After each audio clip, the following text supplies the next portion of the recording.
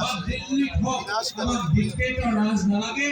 আমি অসমৰ ৰাইজৰ যে আমাৰ সাংবিধানিক ঐতিহাসিক সাংস্কৃতিক আমাৰ মৰ্যাদা আছে, সেই মৰ্যাদা আৰু সেই অধিকাৰবিলাক আমি সংৰক্ষণ কৰিবলৈ বিচাৰোঁ। আৰু মই কথা দিছোঁ আজি ইয়াত উপস্থিত হৈ এজন সাংসদ হিচাপে যে এই অঞ্চলৰ শিৱসাগৰ সমষ্টিৰ মানুহৰ বাবে অনাগত দিনত মই পাৰ্লিমেণ্টত আপোনালোকৰ উত্থাপন কৰিম।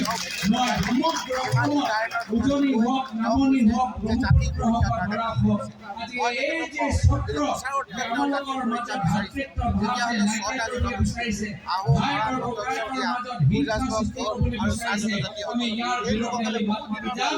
আমি বিজেপি উদ্দেশ্যক আমি সফল কৰি নিদিওঁ, আমি অসমত দ্বিতীয় মণিপুৰ হ'বলৈ নিদিওঁ, আমি অসমত অসমীয়া হৈ আমি সকলোৰ মাজত বিচাৰোঁ।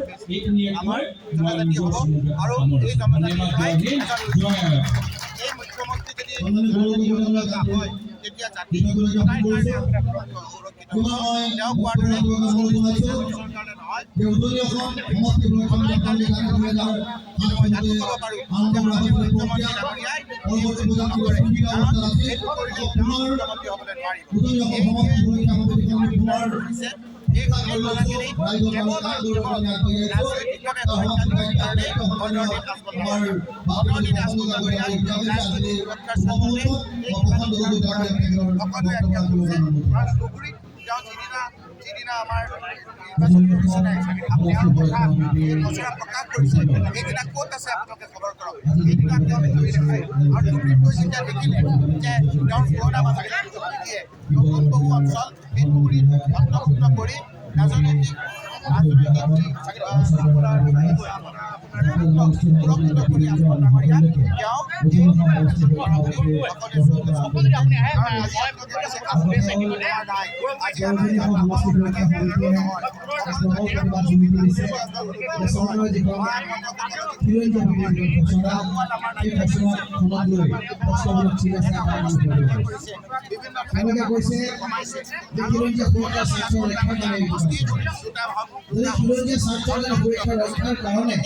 এই কামটো কৰা হৈছে।